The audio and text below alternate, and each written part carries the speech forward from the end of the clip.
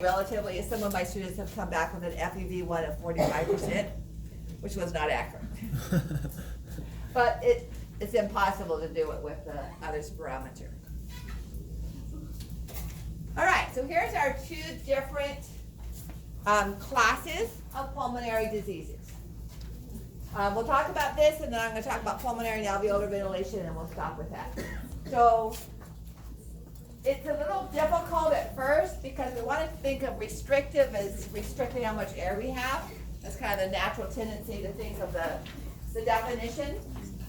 So let me give you a bit of a visual for that. So here is our normal airway, and here is our normal alveolus, right? In an obstructive pulmonary disease, our alveoli can be normal, but our airway is very narrow, all right? The alveoli might actually be expanded as an emphysema, or it can be narrow. I mean, it can just be normal. But the key thing is the airflow, okay? So if we have a more narrow airflow, and we're talking bronchioles, because the cartilage is going to maintain the patency of our other airways, all right? So when that becomes more narrowed, it is classified as obstructive pulmonary disease. Now, notice what happens as a result of that. Because the airway is narrow, it becomes more difficult to blow air out, so it's not uncommon for air to be trapped. So that's going to increase the amount of air that's left in your lungs, and that's your residual volume, okay? Your tidal volume may be normal, okay? But if you can't blow all the air out, you're going to have more residual volume. And you're also going to have the key change, the one I have in bold up here, because it takes longer to blow air out. You're going to have a smaller amount of that total air blown out in 1 second. So that's when your FEV1 is typically less than 80%. The amount of air you blow out in 1 second is usually typically less than 80%, okay, for obstructive. That and the increased residual volume, because of all that air that's left in, because it's hard to blow out, okay, are two key characteristics of obstructive disease. Asthma and emphysema are the most common examples of an obstructive pulmonary disease, okay? Restrictive, if we draw that normal airway,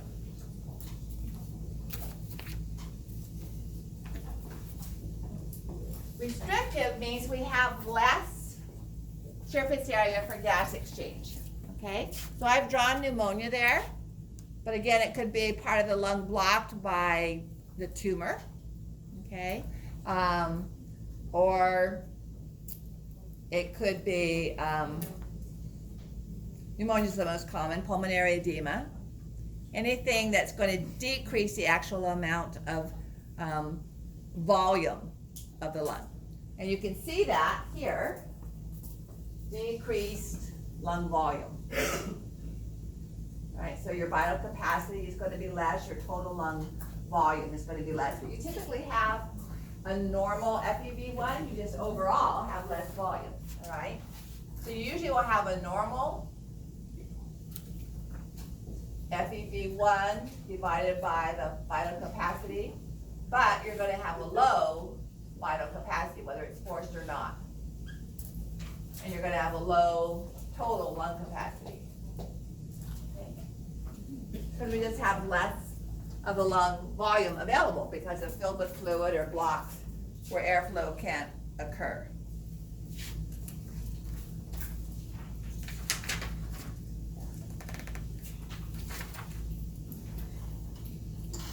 All right, so the last thing I want to talk about is on page 53, 52.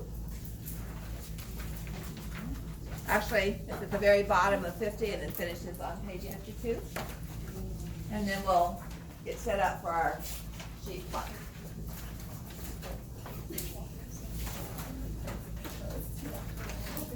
So what we've been talking about this evening is the movement of air in and out of the lungs, all right? And that is by definition called pulmonary ventilation. It's the amount of air that we move into or out of the lungs in 1 minute.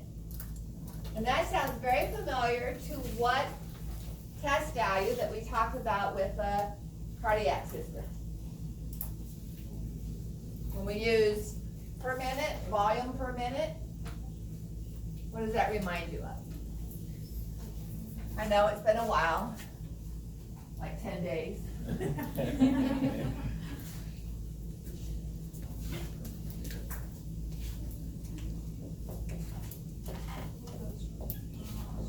Stroke volume times heart rate was equal to cardiac output.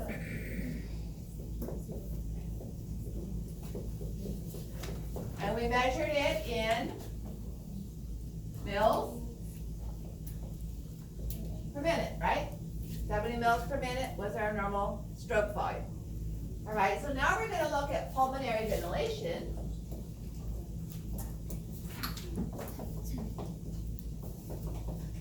And that's going to be equal to tidal volume, not stroke volume, times respiratory rate. Okay? And that's going to be mils of air per minute, whereas this was mils of blood per minute. How much was tidal volume on average? 500. Anybody know normal respiratory rate for adults? 12 is what I'll use. So I was taking care of my granddaughter yesterday, who I had to pick up from daycare because she threw up. And she proceeded to sleep the rest of the day, from 9:30 to 3:30. I mean, I changed her diaper, and before I even sat down with her in the rocking chair, she was asleep again. She took a bottle after 5 hours, asleep. Everything I did, she was asleep. So I was counting her respiratory rate. It was 44. And she's 10 months old, so I looked it up. What's the normal respiratory rate for an infant? And it said if the respiratory rate is over 60 for a 10-month-old, you need to call 911. I went, she's not in respiratory distress, all right? But for an adult, easiest number here to use is 12. Anybody work in a hospital or nursing care and take respiratory rate and blood pressures and pulse?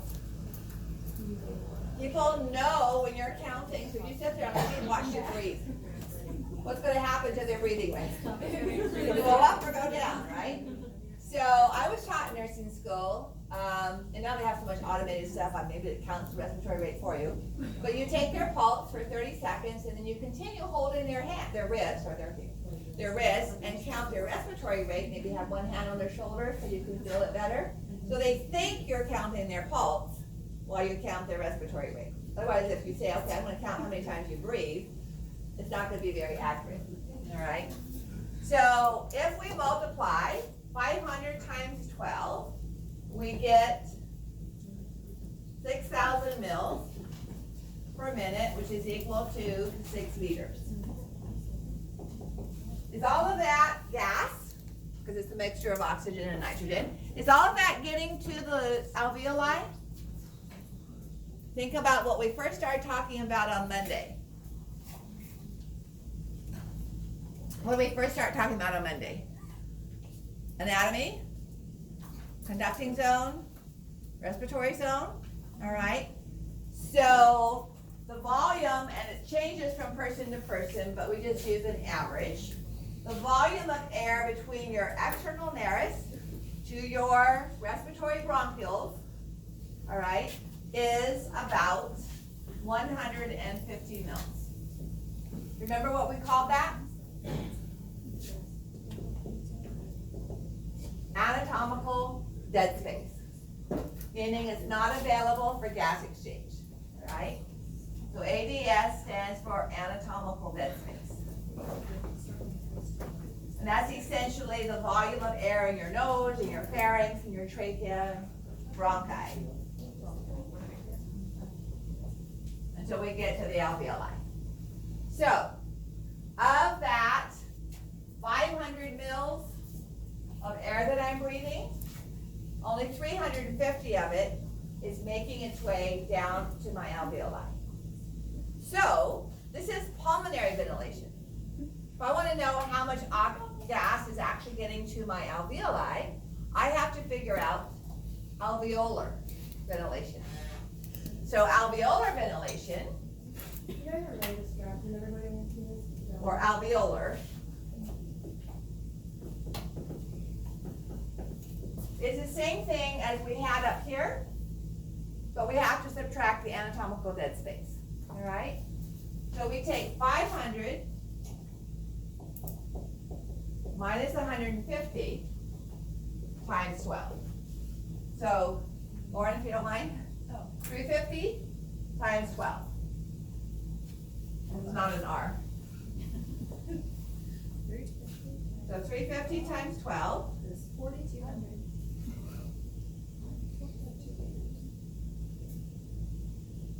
So that's the difference between our pulmonary ventilation and our alveolar ventilation. Okay? Now, let's change our volume of air from 500 to 300. And we'll increase our respirations to, well, let's just do it for 12 first. So now we have, subtract anatomical dead space is still the same. So we're going to go to 150 times 12. And that I think is, I'm not going to do it in my head. I'll let you do it for me, Lauren. Oh, yeah. Too late at night for the math part. 1,800. All right, so now by cutting my respirations in half, I get less than half of the air, well, a little less than half. I get 1,800 mils per minute. So if I increase, all right, my respirations to 2,000 to 20, I can do that in my head. That's going to become 3 mils per minute. Okay? A much more efficient means of increasing the amount of gas I get to my alveoli, however, is not to increase my respiratory rate. Keep that the same and increase my tidal volume. If I keep it at 12 respirations per minute and increase my tidal volume to 800. All right, I need you again. Thank you. I can depend on somebody. 9,600. Now let's subtract anatomical dead space. So that's going to be 650 times 12. 7,800. 7,800. Notice how much less of a proportion of that I lost than I did when I cut this by 150. Okay? So the deeper breath you take, that anatomical dead space becomes a smaller proportion of it. So I could breathe in 150. I still have an anatomical dead space of 150. So I'm just moving air up and down my pharynx and not getting any of it into my lungs. The faster I go, it's still not helping any. All right? Whereas if I slow down, then a smaller and smaller and smaller proportion of each breath becomes lost to anatomical dead space. Okay? So it's much more efficient to take fewer, deeper breaths than to take shallower, more frequent breaths. I get a greater proportion of each breath getting down into my alveoli for ventilation. All right, we'll stop there. Yes, What was R again? respiratory rate, breaths per minute. Where did 12 come from? That's average for adults, Okay. 12 to 14. Okay? Okay, so I've got the sheet pluck here. I'm gonna bring in a little stand for it.